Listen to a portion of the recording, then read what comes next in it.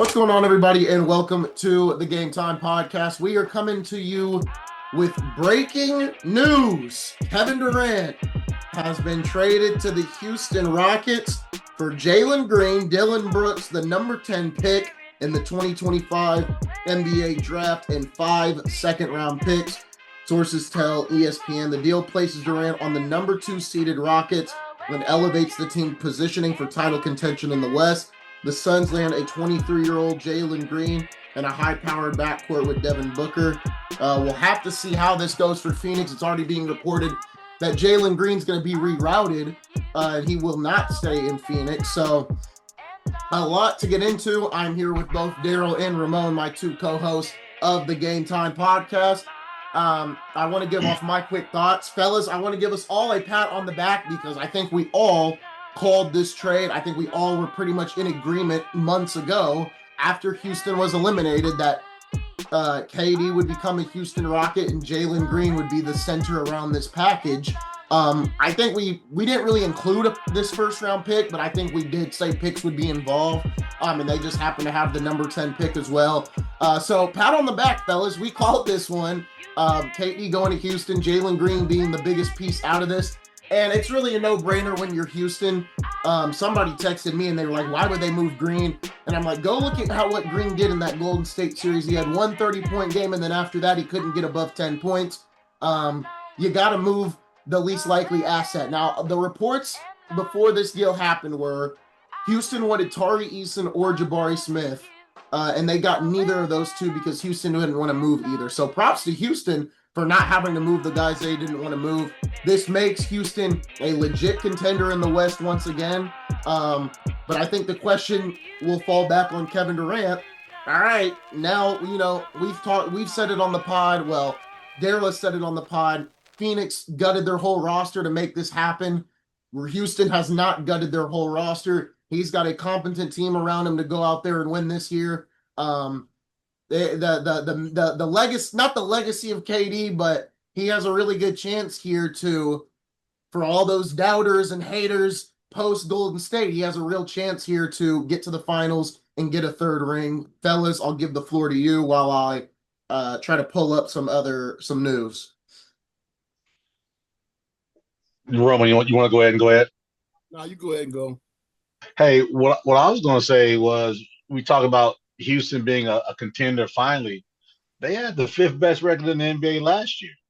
The 4th best record. They give up Jalen Green, Dylan Brooks. I think the biggest loss for Houston would be the Dylan Brooks when all is said and done because of the toughness that he brings, right? The irritation that he brings. He also shoots the ball well from three, and also he's a guy who's not going to stop playing. He's not going to quit. So I like the trade for both teams, to be quite honest. Phoenix gets a lot of picks that they desperately need. They get the 10th pick in this year's draft that could be, a very good player. Then on top of that, you get Dylan Brooks, and if they're moving Jalen, that means there's going to be multiple players coming back as well. So it looks like Phoenix is going to get a little bit younger, a little bit more athletic, maybe a little bit more defensive-minded, which tells me Bradley Beal may be on the move because he's the last thing he had with the letter D was "Don't come here." So let's see what happens with Bradley Beal in this situation as well. I wouldn't be surprised to see something happens in that area. I'm gonna go the opposite direction, man. I think they both may have lost. Excuse me. I don't agree. What'd you say? I don't agree. I think this was a slam run. I think this was a home run for Houston, roster-wise. I'm not saying now. Obviously, long term they may not win a chip, but long term you gave up 5 second-round picks and 1 first-round pick. Look at what Orlando gave up to get Desmond Bane. Like, in the grand scheme of this, the trade itself, I think, is a win for Houston. I think it is a loss for Phoenix because it looks like they're going to move both of the players that they acquired in this deal, which makes me think. What did Miami offer them for them not to take Miami's offer? I think they both may have lost, possibly. I think we'll know more about Phoenix pretty soon. If KD can't bring you a championship, then you lost the trade because you kind of leveraged the future a little bit. So I like KD. I think he's an outstanding player. I think he's an all-time great. I just have an issue sometimes with thinking that he's a champion. And we talked about this in that KD and Steph debate, Ramon, and you weren't there for that, but you gave your comments the next time you were here, and that's exactly what you said. And I feel the same way, right? Everyone's like, well, it's not his fault he didn't win in Brooklyn. It's not his fault he didn't win in Phoenix. Well, it comes to a point where, yes, it was his fault. Brooklyn was his fault because, yes, his foot was on the line against Milwaukee, but he put up a donut. I get what you said, but it's not his loss. It's 5 guys on the floor, not one. We keep on talking about his loss, right? And I know we're jumping Ramon and his opportunity for a take. So I'm gonna let Ramon get back to his take before he loses his thought process on it. But I want to hit on this. It's Durant's fault or anybody's fault. 5 guys is a hamburger, right? French fries, that restaurant. Very expensive one too, by the way. Very expensive. No, but you know what? I think KD is an outstanding player, but he's gonna have to win here because if he doesn't win here, then there's gonna be all the questions about the other places seem honest and true and right. If he wins here, all the other places kind of get erased. So this is a pivotal place for him right here. Do they have enough to win on paper? Yep, they sure do. They have enough to win. But if they don't win, then they may be in trouble in the near future, in the far future. All right. Phoenix, if they parlay this Jalen Green and oh boy, they came from Washington, the Wizards, to something else, then maybe they won or maybe they will win. But right now, it just seems like, we just exchanging pieces and hoping that your piece fits better over here than it did over there. I hope Houston wins. I would love to see KD do his thing. But I look at this roster for Houston, and as talented as it is, because it is talented, I'm just looking for leadership. Yeah. And that's the part that scares me. If we look at the finals right now, the Pacers versus OKC. I think OKC is a better team. I think the Pacers have better leadership at every different angle, whether it's head coach, assistant coaches, role players, star players. They're just a team that is definitely player-led, player-driven, but coach-focused, maintains that focus for them. And if you remember when I talked about OKC earlier in the playoffs, I said I'm worried about their experience in tough times, in tough places. And it's been kind of exploited here in this finals. I worry again about Houston. Where is that leadership coming from? I think their head coach is outstanding. I also think he's a hothead. And I've very rarely saw extremely great head coaches be great leaders and a hothead. I mean, you got Bobby Knight, maybe a couple other, but that usually are not a great mix. I'm looking at the Houston roster right now. Probably their leader is going to probably be Fred VanVleet, right? He's a champion, came over from Toronto. He's your lead guard. He's your starting guard. He's your second highest paid player next to KD as this roster is constructed right now. But I look for Amen Thompson and Jabari Smith to take a big jump this season, right? Those guys, Jabari Smith came from Auburn, shooting lights out.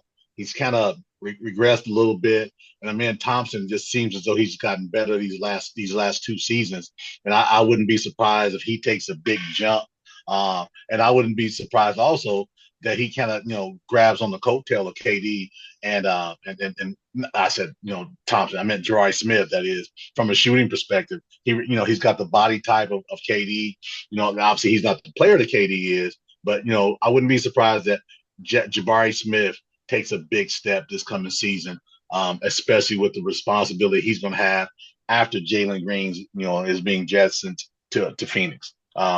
I like this roster the way I'm looking at it, and they're not overly top heavy because their salaries fit KD at 51, VanVleet at 42. Next highest paid guy is Steven Adams at 12. So they're going to have some room to roll, you all. So they've got some flexibility, but they can add something to their roster, i.e., as you said, maybe a veteran, Ramon. In this case, a veteran, power guy, right? Somebody who can make a difference on the defensive end. So yeah, so I look forward to seeing this team play next year. And to your point about their coach, he's probably one of the best coaches in the league. But to that point, he's gonna get with you too if he needs to. So without a doubt, you, the referee, the other team, it doesn't matter. He getting with whoever needs to be got with. hey, he's when someone say on site, that's what they're talking about. So I wanna hit on Phoenix because I think Phoenix is the more interesting thing. Obviously, you know how I feel about KD. Obviously, I mean he's got to get it done. I feel the same way. We know how you feel. You made it clear, especially after 2016. I feel whatever. I feel the same way as Ramon. I think if he doesn't get it done in Houston, I mean, at this point you're in a perfect scenario to win in Houston. I get it's the West; it's always going to be tough, but here you go. Here's your shot. But I want to go to Phoenix real quick, right? They've got the 10th pick and they've got Jalen Green. If I'm Phoenix, and with all the Ace Bailey stuff going on, I would contact Philly. I would contact Charlotte. I would contact Utah, and I would contact Washington. That is 3, 4, 5, 6, and 7. I would even contact New Orleans, who is at 7. So that's 4, 5, 6, and 7. I would contact all those teams and say, Jalen Green in the 10th pick, can we move up? I know there would probably be more in the deal, but I would seriously consider trying to move up and get Ace Bailey, because I don't think Ace Bailey would be opposed to playing next to Devin Booker for the next 5 years or wherever, how long Booker wants to stay in Phoenix. Because when you're Phoenix, it's a crime what you're doing to Devin Booker. You've blown up this roster for Kevin Durant. You gave up all these assets for KD. Then you gave up all these assets for Beal on a guy with a no trade clause where you're paying a crap ton of money to who is putting up no empty calorie points in Washington. You're ruining Devin Booker's career. Well, Devin Booker's putting out empty calories in Phoenix. He's done nothing. That's not his fault. Well. You can't solicit blame here and not there, right? It's either it is or it isn't. He was that leader before KD came. He was putting up empty calories. He's the one that went to the finals. No, listen, I'm glad you said that because I was going to hit that. He went to the finals and went and hid after game 2. He went and hid and didn't show up until the parade was supposed to be played in Phoenix, but it was in Milwaukee. That's fine. Look, after game 2, so he was their guy. He was the guy they drafted. It was his team, right? At that time, it was his team. KD wasn't there. He hid. I'm still looking for him after game 2. So we cast a lot of blame to players. We got to be careful. All I say is share the blame across the platform. That's fair, but it isn't just one guy. But still, he lost against Milwaukee. We're gonna put it that way. That's fair. I'm not disagreeing. I am because no one player loses it. I'm just making a point.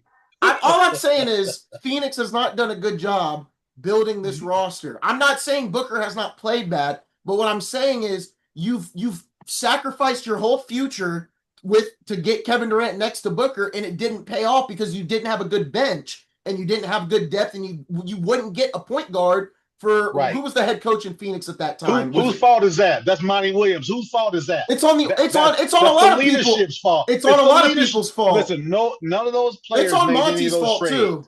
None of those players made those trades. Monty Williams was salty on the big man, and all of a sudden it had to turn into some other things. That's when this thing broke apart. After game 3, when they went to bed and Milwaukee was on their way to a title, Phoenix went to bed. The coach went at the number 1 pick, DeAndre Ayton, and it never recovered from that point. And this was before KD came on board. I agree, so they didn't recover. And it's also on the new owner, right? He came in and he wanted a championship team. He wanted a splash. He didn't go the right way about it. What I'm saying is if they don't figure something out, Booker's going to go. Booker's going to want gone. You've got to figure something out or you're really stuck. If Booker asked to leave, that's my whole point. Not only have you done this, you've done Devin Booker wrong in this whole situation, but now the assets that you're getting back, you're just going to flip. And I think they need to flip and they need to contact everybody from 4 down to 7 and say, what can we do to move up? Because they should grab Ace Bailey. Whoever you said they can get at number 10, he's going to be a role player. He's not going to be a star. They've got to move up and get Ace Bailey. They need to see if Ace Bailey would even want to come to Phoenix. And if he does, you need to move up and you need to grab him to pair with Devin Booker. So not only that, you can tell Booker, look, we've got you this new shiny new toy at 18 years old. Just let him develop and we can start building the rest of the roster around you too. They have to figure something out and they need to do it fast if they're moving Jalen Green. They need grown men bodies. Bringing in Ace Bailey isn't going to be the difference. That's not going to keep Booker in Phoenix. That's not going because they're going to still be stuck with Bradley Beal at 50 million this year and 53 next year, right? Because the key is Bradley Beal has to go for something to happen. Okay. If Bradley Beal doesn't go, I don't think it matters. The Suns are not going to move Jalen Green. That just came out from Arizona Sports 98.7 FM in Phoenix. So Green's not being moved. They are going to play him next to Booker. That Think just about came this. out. Bradley Beal's only 31 years old. You talk about an albatross around your neck for the next couple of years. And again, like I said, even if they don't, if Jalen Green does stay in Phoenix, that's no guarantee that Devin Booker stays. He's had a 7-year career of empty calories himself. Maybe it's better for him to leave as well. He's been there for from a rookie to now. He's 28 years old, going to be 29. Maybe he needs a new spot as well, because I'm not impressed with what I've seen from him bringing that team to something. We just said he lost in the finals to Milwaukee all by himself, right? So there's nothing to tell me, oh man, you got to keep Devin Booker. I haven't seen it unless there's something there that I haven't seen that you can tell me about. Other than high scoring 25 a game. A lot of guys score 25 a game right now. So I just don't see the love affair for Devin Booker having to stay in Phoenix. I'm not saying it's a love affair. I'm just saying that what they've done to try to give him a championship roster around him is not. They've gone the wrong way about it. And we've said it since they made the KD trade. We said, okay, they don't have enough depth. This isn't going to work. We've said this. Now, you know what could have worked is when they had Ayton, Chris Paul, Booker, and KD, and then they got rid of that, obviously, because of Ayton wanting out and everything else. I'm just saying they have gone about this all wrong. I'm not saying I think we agree to that. I think we agree on that 100%. I'm not saying Booker's the number one option. He may be, but he also may be a number 2. I think he varies from time to time. But what I'm saying is what you have done to try to get him a championship post the Milwaukee loss has been abysmal. Let's call it like it is. It's been abysmal. Ramon, there's a saying. I want to let Ramon get a chance to speak and see what he thinks. I think in Phoenix, if you look at if you look at Booker as a number 1, and I don't mean number 1 option offensively, I'm talking about a number 1 player. He's your guy in the locker room, in the organization, on the court. He's your number 1. You're always going to lose when it comes to like championships and things like that. You'll win games because he can score it, but I don't think he's a number 1. I don't think he's an alpha. I'm that dude on the team. So if you build around him, it's like building on a bad foundation. The house ain't never going to be stable. He's a side piece. He's broccoli. He's green beans. He's not the main course in building a championship. So I think that's always going to be a problem. You got incredible loyalty to him, but you can't be loyal to him like he the man. You can't, that loyalty can't be it. So you're going to always lose. And I think that's the biggest problem that Phoenix has. They look at him like he's the cornerstone, and he's not the cornerstone. Interesting. I kind of agree. My overall thing is just I just don't think what Phoenix has done the last couple of years has been, what they think has been ways to become a championship contender. Obviously, the Bradley Beal trade is the worst.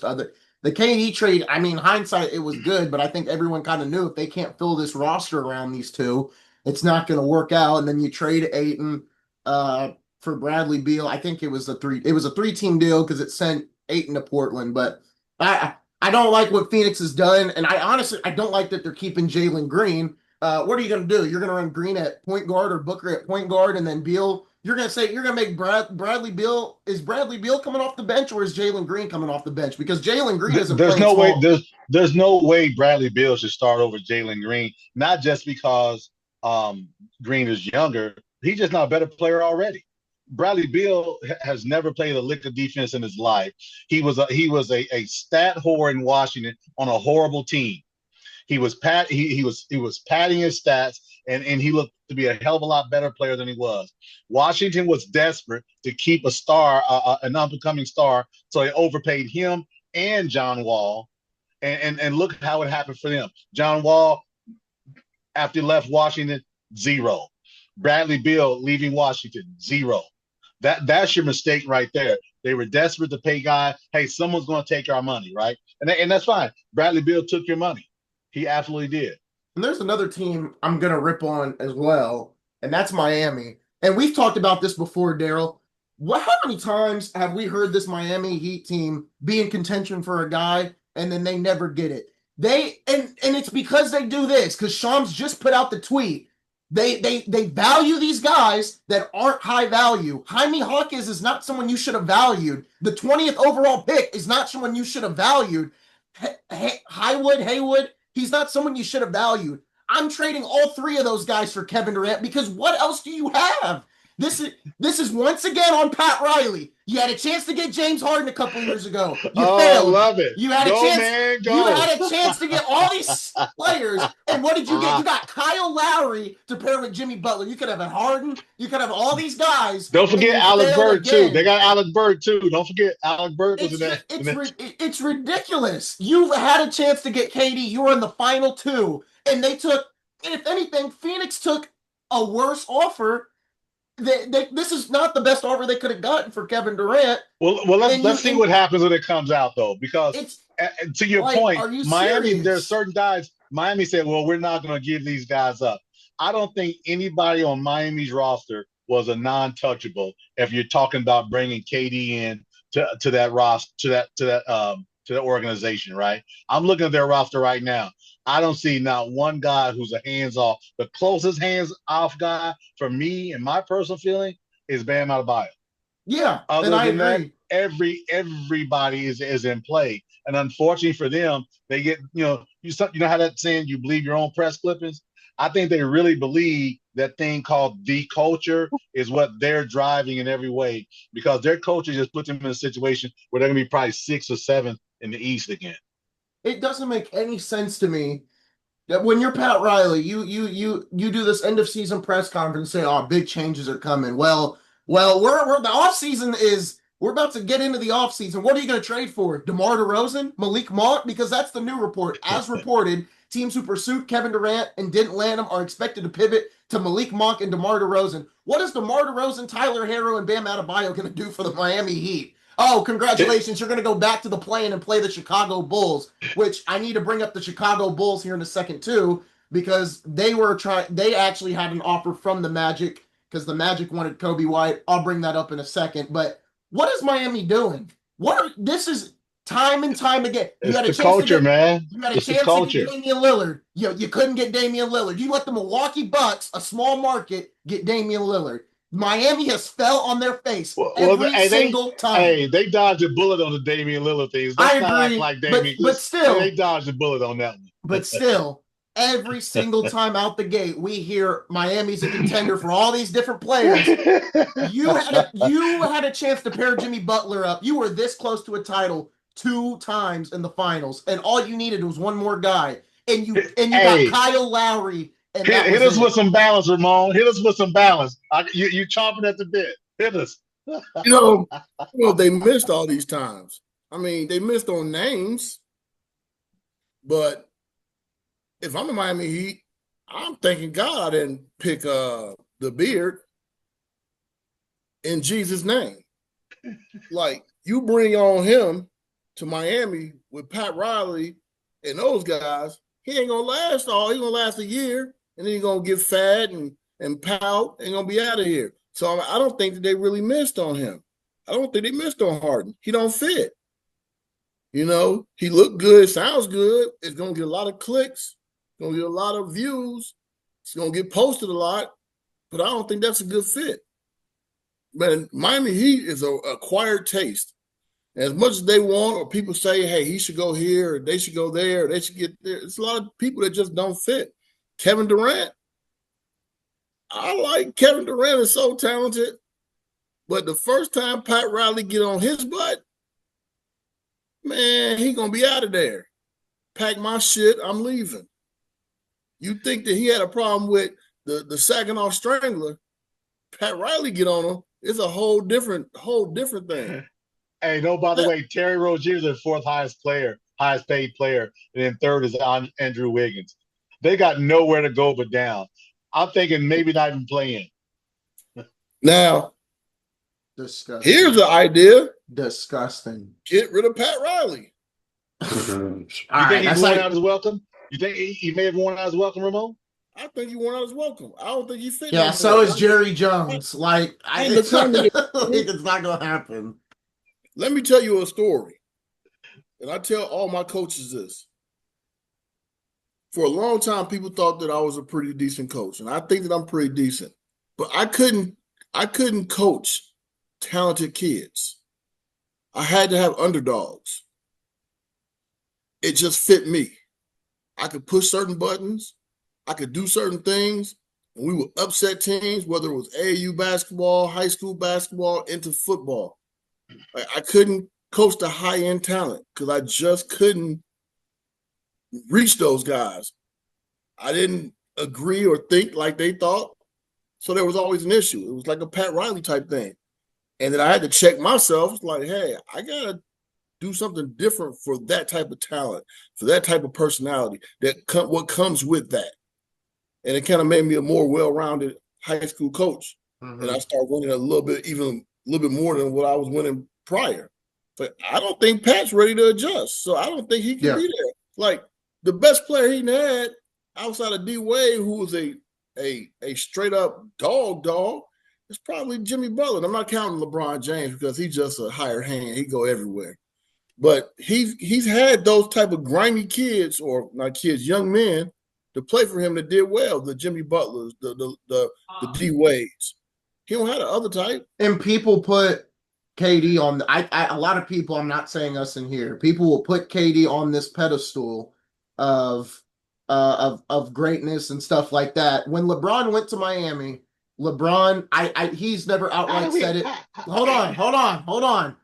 What it goes into what he is saying. When LeBron went to Miami, he wanted, after the first year or whatever, I forgot when it was, he wanted Spoelstra out and he wanted Riley back in as head coach. And D Wade said, you don't want Pat Riley back in as head coach.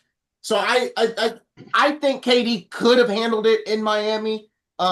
Maybe when Pat Riley wasn't old like he is now. But I think I don't know. I don't think Harden could have done it. I do think KD could have handled it out in Miami because I think Spoelstra is such a good head coach. I think people want to play for Spoelstra, not Pat Riley specifically. I think a lot of these players can maybe overlook Riley because of how good Spoelstra is as a head coach.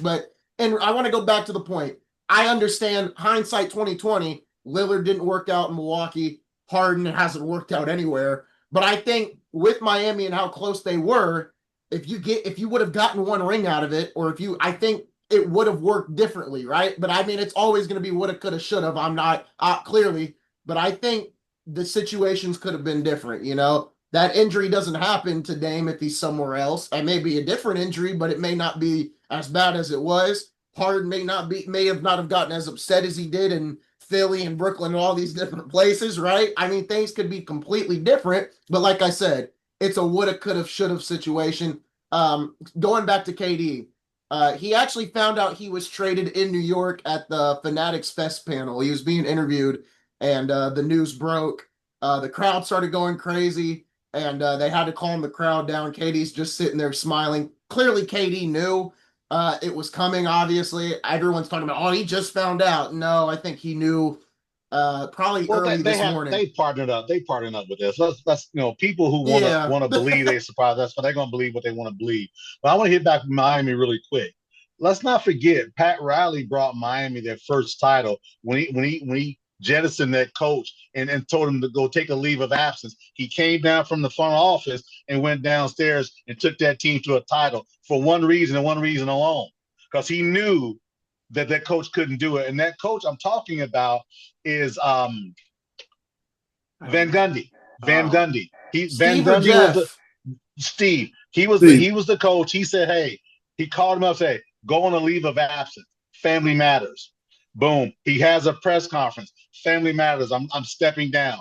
Pat comes down from the front office, takes that team to a title with the Dwayne Wade and Shaquille. Their next best player was Antoine Walker. So and an aging Antoine Walker at that. So my point being is Pat Riley pushed the right buttons up until through that LeBron / era, because he could have said, I'm going to fire the coach like you want me to.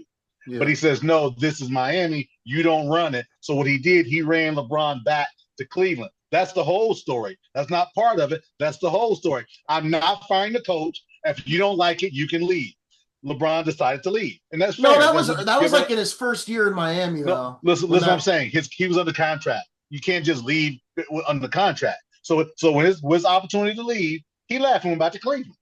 I'm not saying he's a scrub for it. Those are just the facts. That's the thing. Those are the facts. But man, he also he ran out of aging Shaq. Shaq was like, I couldn't stand him. White Chocolate was like, I ain't like him. Shaq didn't like to work. Shaq didn't like to work. Yeah, Shaq's lazy.